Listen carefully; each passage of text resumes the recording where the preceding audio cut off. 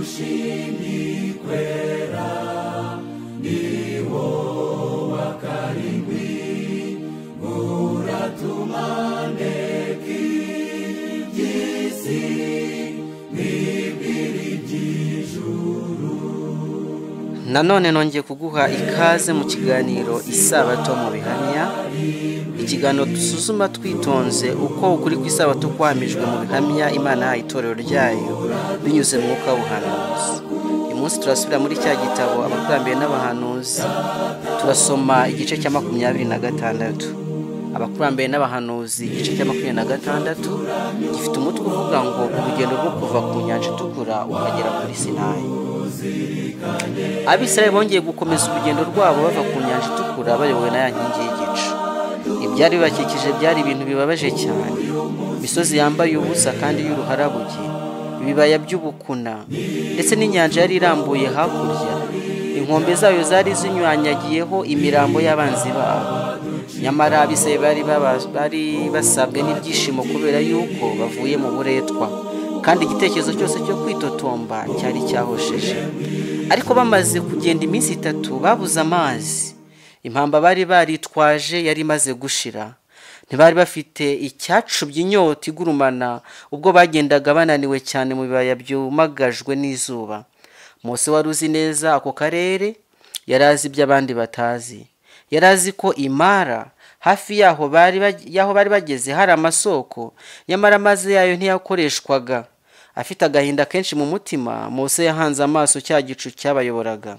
Nibwo yumvaga urusaku rwinshi ruturutse mu bantu n'ibyishimo ngo amazi, amazi. Ubwo abagabo, abagore n'abana bihutaga banezerewe bateranira kuri ya soko, none humvikana gutaka gutewe n'umubabaro kuko y'amazi yaruraga. Muri uwo mubabaro no kwiheba kwabo bitotombera Mose kuba yarabayoboye muri iyo nzira. Bibagirwa yuko Imana iri kumwe nabo muri cya gicu kidasanzwe, ariyo yagiye imuyobora nk'uko nabo yabayoboraga. Ubwo yarababajwe n'ibyari bibahangayikishije, Mose yakoze icyo bari bagiwe gukora. Yatakiye Imana ashishikaye kugira ngo ibafashe. Uwiteka amwereka igiti, akijugunya muri ayo mazi ahinduka meza. Aho niho Abisirayeli baherewe isezerano rinyujijwe muri Mose ngo nugira umwete wo kumvira Uwiteka Imana yawe, ugakora ibitunganye mu maso yayo, ukumvira amategeko yayo, ukitondera ibyo yategetse byose, nta ndwara nzaguteza muzo nateje Abanyegiputa, kuko ari jye Uwiteka ugukiza indwara. Amen. Bavuye Imara berekeza Elimu, aho basanze amasoko 12 y'amazi n'imikindo 70. Aho bahamaze iminsi myinshi mbere yuko binjira mu butayu bw'Isini. Hashize ukwezi kumwe bavuye muri Egiputa, babambye amahema yabo mu butayu. Noneho ibyo kurya byabo bitangira gushira. Mu butayu harimo ubwatsi buke cyane, bityo imikumbi n'amashyo byabo bitangira kugabanuka. Mbese aho abo bantu benshi cyane bangana batyo bajyaga kugaburirwa bate? Gushidikanya kuzuye imitima yabo, maze bongera kwivovota. Ndetse n'abategetsi n'abakuru babo nabo bafatanije n'abandi kwitotombera abayobozi bashyizweho n'Imana. Bati, iyo twicirwa n'Uwiteka mu gihugu cya Egiputa, tukicaye ku nkono z'inyama, tukirya ibyo kurya tugahaga, none mwadukuyeyo mutuzanira muri ubu butayu kutwicishana inzara n'iri teraniro ryose. Bari bataricwa n'inzara. Ibyo babaga bakeneye icyo gihe barabihabwaga, ariko batinyaga hazaza. Ntibashoboraga kwiyumvisha uburyo imbaga y'abantu bangana batyo bashobora kubaho mu rugendo rwabo banyura mu butayu, maze mu mitekerereze yabo babona abana babo bibasirwa n'inzara. Uwiteka yemeye ko ingorane zibugariza, kandi n'ibyo kurya bigabanuka kugira ngo imitima yabo imugarukire we, kugeza ubwo wari warababereye umucunguzi. Iyo mu bukene bwabo bamutakira, yajyaga gukomeza kubagaragariza ibimenyetso by'urukundo rwe nuko abitaho. Imana yari yarasezeranye ko nibumvira amategeko yayo nta ndwara yajyaga kubazaho, kandi kutizera kwabo gutewe n'icyaha nikwabateye kwibwira ko bo ubwabo n'abana babo bazicwa n'inzara. Niko kwabateye kwibwira ko ubwabo n'abana babo bazicwa n'inzara. Imana yarasezeranye ko izaba Imana yabo, ikabitaho nk'ubwoko bwayo, kandi ikabayobora ikabajyana mu gihugu kigari kandi cyiza. Ariko bari biteguye gucika intege igihe cyose bahuraga n'inkomyi mu nzira berekeza muri icyo gihugu. Mu buryo bw'igitangaza, Imana yarabakuye mu bubata bwo mu Misiri kugira ngo ibakuze, ibakomeze kandi bagire igisingizo mu isi. Nyamara byari ngombwa ko bahura n'ingorane kandi bakihanganira ubukene. Imana yabakuraga aho bari barasigingiye, ibategura kuba ahantu h'icyubahiro mu mahanga yose, ndetse no kugira ngo bakire umurage w'ingenzi kandi watoranijwe. Iyo bagira kwizera Imana bashingiye ku byo yabakoreye byose, bari kugira ubutwari bakihanganira ibibarushya, ubukene ndetse n'umubabaro ubwawo. Nyamara ntibashakaga gukomeza kwiringira Uwiteka igihe batabonaga ibihamya bihoraho by'imbaraga ze. Bibagiwe imirimo y'agahato bakoreye mu Misiri, bibagiwe ineza y'Imana n'imbaraga zayo bagaragarijwe ubwo bakurwaga mu buretwa, bibagiwe uburyo abana babo barokotse ubwo umumarayika urimbura yicaga imfura zose zo mu Misiri, bibagiwe kwigaragaza gukomeye kw'imbaraga y'Imana ubwo bari bageze ku nyanja itukura, bibagiwe ko igihe bambukaga mu mahoro banyuze mu nzira yari bafunguriwe, ingabo z'abanzi babo zarengewe n'amazi y'inyanja ubwo zageragezaga kubakurikira. Babonaga kandi bakumva ibyago n'ibigeragezo by'ako kanya bibugarije, kandi aho kugira ngo bavuge bati Imana yadukoreye ibikomeye tukiri abaretwa, irashaka kuduhindura ubwoko bukomeye, bavugaga uko inzira bacamo ibaruhije, kandi bakibaza igihe urugendo rwabo ruruhije ruzarangirira. Amateka y'imibereho y'Abisirayeli mu butayu yanditswe ku bw'inyungu za Isirayeli y'Imana kugeza ku iherezo ry'ibihe. Amateka y'uburyo Imana yagenjereje Abisirayeli bazereraga mu butayu mu rugendo rwabo, bakubita hirya no hino mu guhura n'inzara n'inyota n'umunaniro kwabo, ndetse no mu kwigaragaza gukomeye kw'imbaraga yayo kugira ngo ibahembure, yuzuye imiburo n'impuguro ku bwoko bwayo bwo mu bihe byose. Ibyabaye ku Baheburayo bitandukanye byari ishuri bategurirwagamo kuzababo aho basezeraniwe muri Kanani. Imana yifuza ko muri iki gihe ubwoko bwayo bwongera kwigana umutima woroheje n'umwuka wemera kwigishwa, bukareba ibigeragezo Isirayeli ya kera yanyuzemo kugira ngo bubashe guhwiturwa mu mwiteguro wabwo kujya muri Kanani yo mu ijuru. Amen. Abantu benshi basubiza amaso inyuma bakareba Abisirayeli maze bagatangazwa no kutizera kwabo. Bumva yuko bo batajyaga kuba indashima, ariko iyo kwizera kwabo kugeragejwe, nubwo byaba ari ibigeragezo byoroheje, ntibagaragaza kwizera cyangwa kwihangana kurusha uko Abisirayeli ba kera babigenje. Iyo bagejejwe mu nzira z'impatanwa, binubira uburyo bwo kubatunganya Imana yahisemo. Nubwo ibyo bakeneye ubu babihabwa, benshi nabo bashaka kwiringira Imana kubw'igihe kizaza, ndetse bahora bahagaritse umutima w'uko ubukene bushobora kuzabazaho, maze bagasiga abana babo mu magorwa. Bamwe bahora bikanga ibibi bishobora kubabaho, cyangwa se n'ingorane zihari bakazikuririza ku buryo amaso yabo aba impumyi, ntibabone imigisha myinshi bakwiriye gushimira Imana. Aho kugira ngo imbogamizi bahura nazo zibatere gushaka ubufasha buturuka ku Mana, yo soko rukumbi y'imbaraga, zibatandukanya nayo kuko bibatera kwinuba no kubura amahwemo. Mbese dukwiriye kuba batizera dutyo? Kuki dukwiriye kuba indashima n'abatiringira? Yesu ni inshuti yacu. Ijuru ryose rishishikajwe nuko tumererwa neza, kandi inkeke n'ubwoba tugira bibabaza Mwuka Wera w'Imana. Ntitwari dukwiriye gutwarwa n'ibiduhangayikisha bikaduca intege, kandi bitadufasha kwihanganira ibigeragezo. Nta mwanya wari ukwiriye guhabwa uko kutiringira Imana kutuyobora kwitegura guhangana n'ubukene bw'ahazaza, maze tukabigira intego y'ingenzi dukurikiranye mu buzima nk'aho umunezero wacu ushingiye muri ibi bintu by'isi. Si ubushake bw'Imana ko abantu bayo baremererwa n'ibibahagarika umutima. Nyamara kandi Umwami wacu ntatubwira yuko nta ngorane ziri mu nzira tunyuramo. Ntabwo asezeraniye ubwoko bwe kubukura mu isi y'icyaha n'ikibi, ariko atwereka ubuhungiro butanyeganyezwa. Ararika abarushye n'abaremerewe avuga ati, mwese abarushye n'abaremerewe nimuze munsange ndabaruhura. nimuture umutwaro wo guhagarika umutima no guhangayikishwa n'iby'isi mwikoreye, maze mwemere ko abagaragu banjye munyigireho, kuko ndi umugwaneza kandi noroheje mu mutima, namwe muzabona uburuhukiro mu mitima yanyu. Matayo igice cya 11 umurongo wa 28 no 29. Dushobora kubona ikiruko n'amahoro mu Mana, tukayitura amaganya yacu yose kuko yita kuri twe, nk'uko byanditswe mu rwambere rwa Petero igice cya 5 umurongo wa 7. Intumwa Pawulo aravuga ati, nuko bene data mwirinde hatagira uwo muri mwe ugira umutima mu butizera umutera kwimura Imana ihoraho. Turebye iby'Imana yadukoreye byose, ukwizera kwacu kwagombye gukomera, kugakora kandi kutadohoka, aho kwinuba no kwitotomba.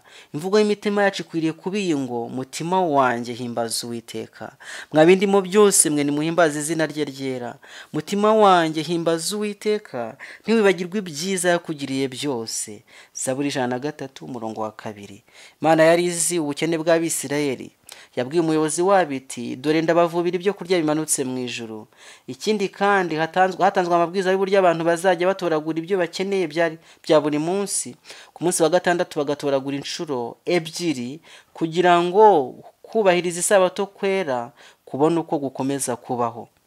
Mose yamirije iteraniro ryose ko bari buhabwe ibyo kurya bakeneye muri aya magambo: Uwiteka ari bubahe inyama zo kurya nimugoroba, mu gitondo akazaba ibyo murya mugahaga. Yongeyeho ati, natwe turi iki? Si twe mwivovotera, ahubwo Uwiteka niwe mwivovotera. Mose yabwiye Aroni kubabwira ati, nimwigire hafi imbere y'Uwiteka, kuko yumvise ibyo mwivovota. Aroni akibwira iteraniro, berekeza amaso mu butayu, babona ubwiza bw'Uwiteka bubonekeye muri cya gicu. Kurabagirana batari barigeze babona kwerekanaga ko Imana iri aho hantu. Binyuze mu byo berekwaga, bagombaga kunguka kumenya Imana. Bagombaga kwigishwa yuko isumba byose ari yo muyobozi wabo, ko atari Mose na mba, ahubwo ko bagomba gutinya izina ry'isumba byose kandi bakumvira ijwi ryayo. Nimugoroba inkambi yabo yari izengurutswe n'inturumbutsi nyinshi cyane, zikwiriye kubagaburira bose. Bukeye hasi hari utuntu duto dusa n'ikime, twasaga n'utubuto duto dusa n'ikime. Abantu batwise manu. Mose aravuze ati, ibyo ni byo kurya Uwiteka bahaye ngo murye. Abantu batoragura manu, kandi babona ko ari nyinshi cyane bihagije abantu.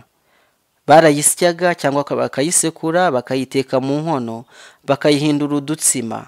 Yaryohaga nk'umutsima usa n'ibango uvuganywe n'ubuki.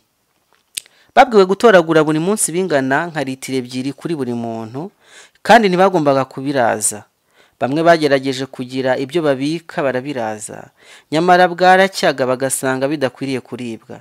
Ibyo kurya by'uwo munsi byagombaga gutoragurwa mu gitondo, kuko ibyasigaraga hasi byose byashongeshwaga n'izuba. Mu gutoragura manu byagaragaye ko bamwe batoraguye byinshi, abandi batoragura bike ku rugero rwari rugenwe. Ariko uwateranije byinshi ntiyagira icyo atubukirwa, uwateranyije bike ntiyagira icyo atubirwa.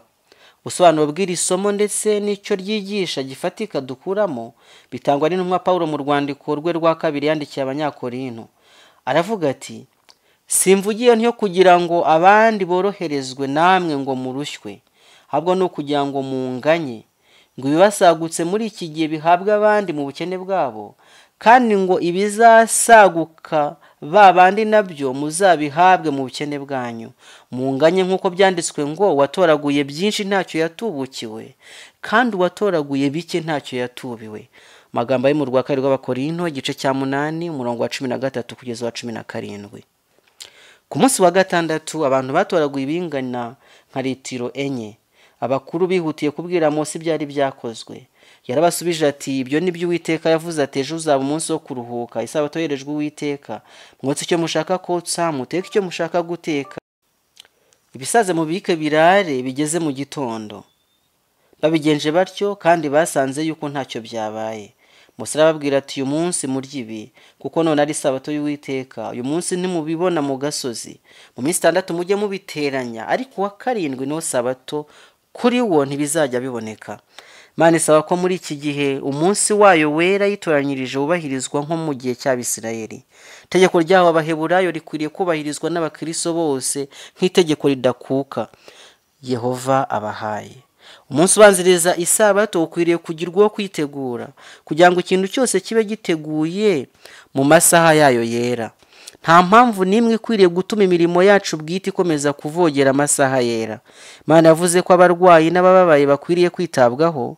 Umurimo ukorwa kugira ngo bamererwe neza ni umurimo w'imbabazi kandi ntabwo ari ukwica isabato.